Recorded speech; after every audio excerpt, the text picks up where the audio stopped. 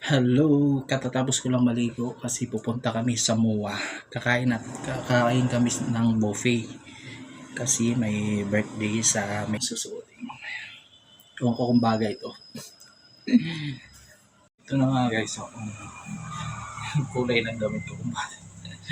Pati kulay ng pants ko kung bagay ba. Kaya na lang mag kung bagay o hindi kasi pag sariling suot ko hindi ko alam eh.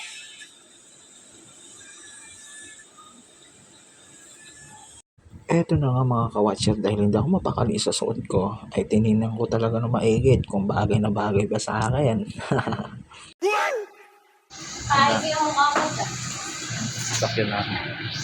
Papasok na kami. Andito na nga kami sa sasakyan mga ka-watcher, dahil papunta na kami sa Mall of Asia.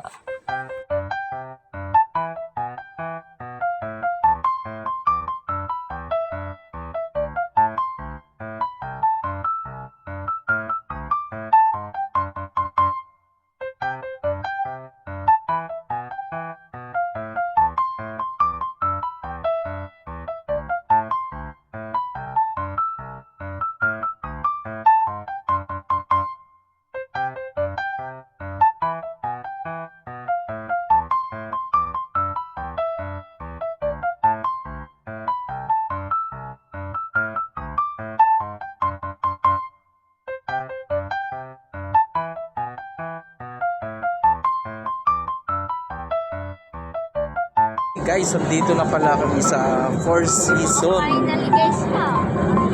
Hot Pot City.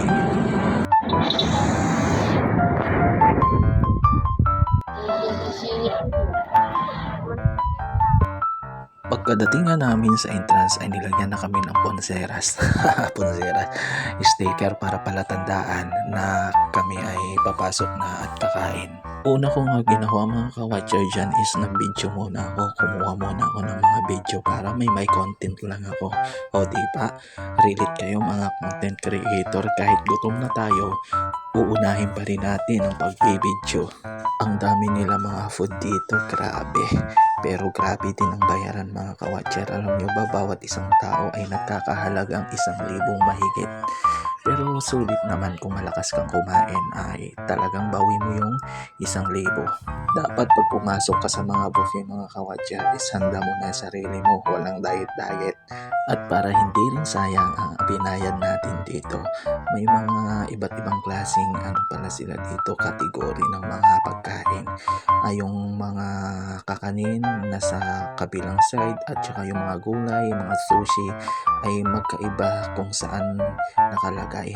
Ang dami din nila mga sushi mga ka-watcher, iba-ibang klase, hindi ko alam kung ano mga pangalan ng iba-ibang klase nilang sushi.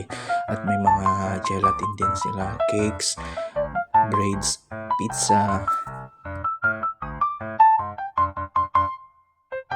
Yan naman po is mga Japanese food na hindi ko alam ang mga pangalan yan. Basta kumuha lang ako yan at hinalo ko sa laksa noodles. Kung kayo naman ay nauumay, may mga candies naman sila dito, mga gummy worm na pwede mong kunin.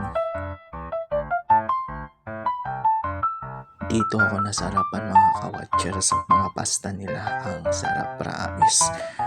Dito mo rin makikita ang mga iba't ibang ingredients or condiments at iba-ibang kulay ng mga noodles nila. Sa part naman dito mga ka-watcher is makikita mo ang mga gulay na pwede panghalo sa sinigang at sa laksa.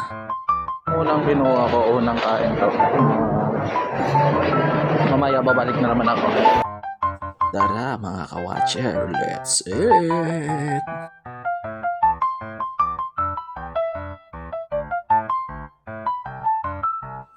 Dahil naumay ako, nagluto na ako ng sinigang na seafoods.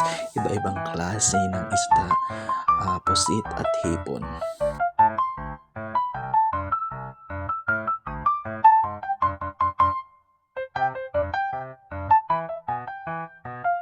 Ayan na nga, syempre hindi mawawala ang gulay natin sa sinigang.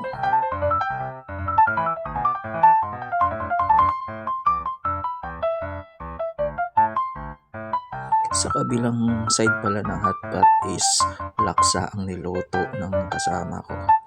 Pangalawa kong kinuha. Ulam at kanin naman.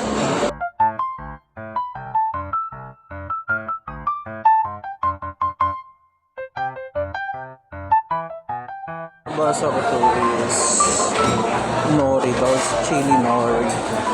Kumuha ko dahil parang hindi pa ako nakakain ito. I try it. Nangatlo ko na kung kuha. Umulit ako kasi nasarapan ako sa Kumuha pala ulit ako ng mga pasta, mga kawatcher, dahil nasarapan ako.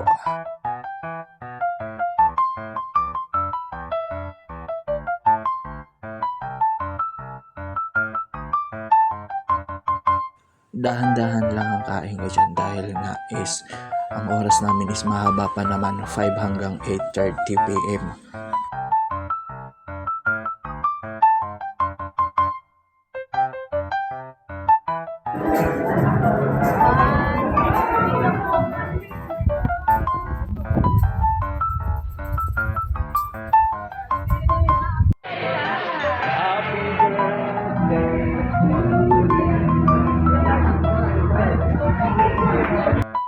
Last kong kinuha is yan mga kakanin, mga kawatcher, dahil busog na talaga ang person dyan.